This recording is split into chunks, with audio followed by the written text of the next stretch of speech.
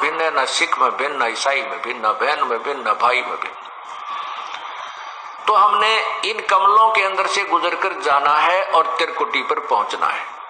तो इन कमलों के अंदर से हम जाएंगे तो इनका नो ड्यू सर्टिफिकेट हम लेते हुए जाएंगे तो हम त्रिकुटी पहुंच जाएंगे।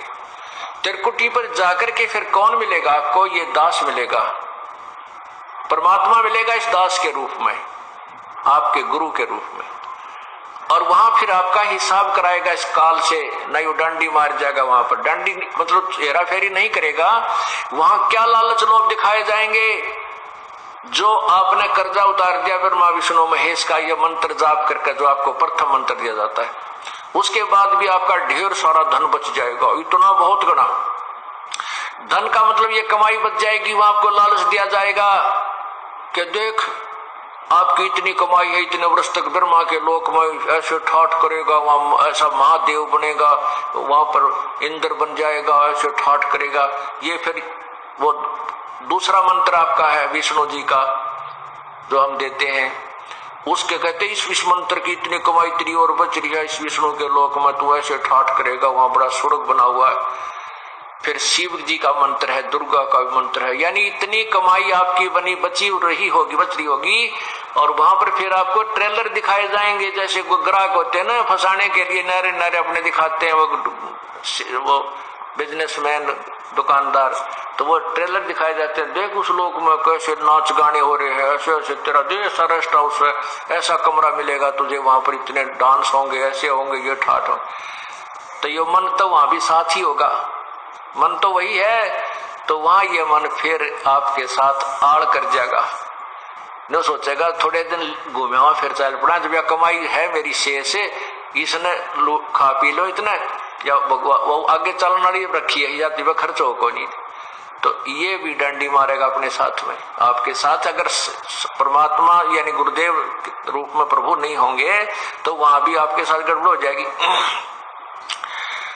तो वो गड़बड़ उनके साथ होती है जो गुरु से थोड़ा बहुत विमुख हो जाते हैं, श्रद्धा पूरी रहती नहीं, और लेकिन गुरुद्रोही ना होते, उनके साथ ये डंडी ये गड़बड़ हो जाती है।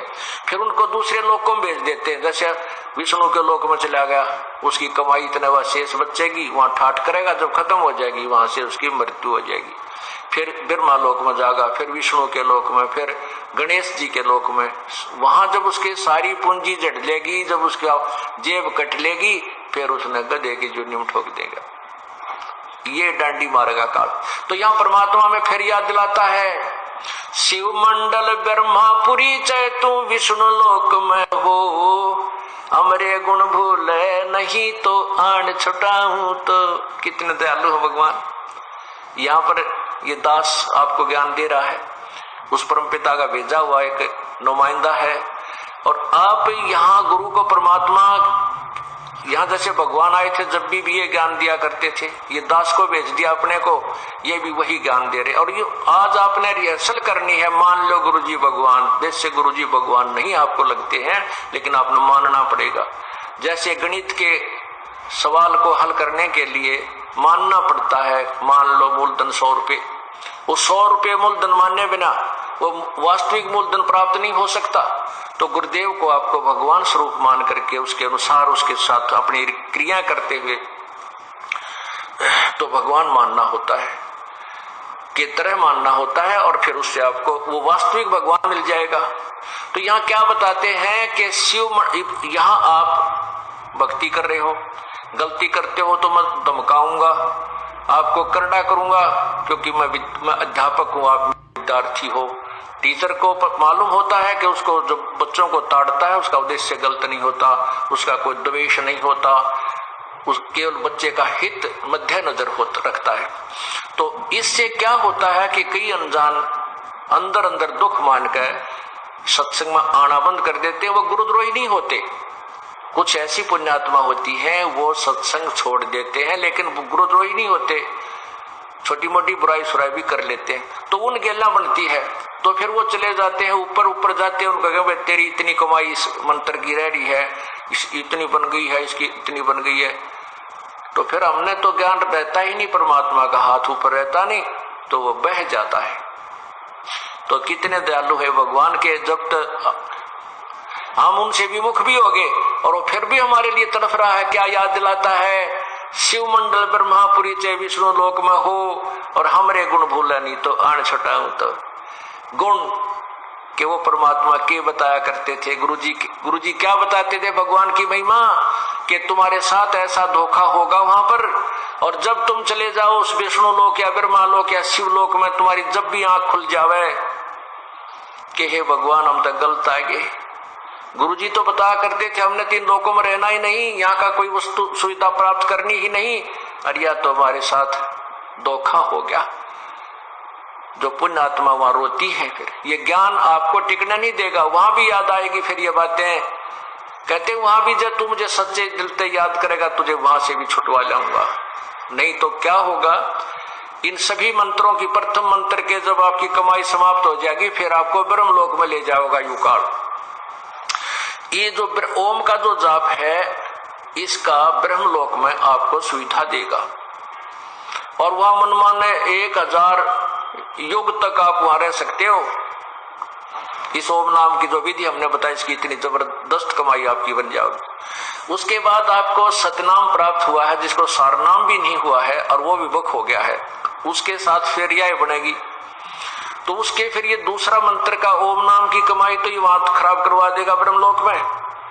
फिर जो दूसरा मंत्र तत्व मंत्र है इसने एक और कमाल कर रखा है कि ब्रह्मलोक में नकली सतलोक, झूठा नकली अलखलोक, अगमलोक और अनामी लोक की रचना करवा रखी है। उस दूसरे मंत्र यानी तत्व मंत्र का जो जाप है उसकी कमाई को ये वहां खत्म करवा देता है बैठाकर।